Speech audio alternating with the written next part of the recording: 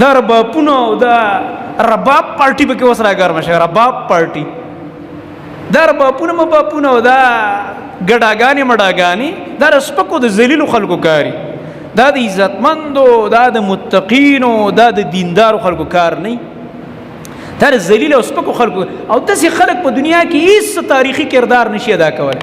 دغه چغې یوازې کوکاري مکاري ووایي لکه د ښځو په شان ګیلې میلې وکړي، نور عملی زندګۍ کې د دوی هیڅ نه په خپله په ځان کې انقلاب راوستی شي نه په عالم کې انقلاب راوستی شي.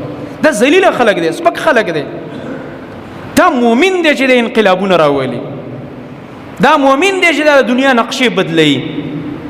دا نن چې دنیا دا نقشې بدلي او تم دلته ناست په مسجد کې لګې دا جمعې خطبه زم کوم په منبر ولاړې، دا شاته دی بس یو توره و توره دا څه ځوانان راغلي دا ملکونه پته کړي دي، دا څه قربانیانې وي، دا څه ګپ نه دی.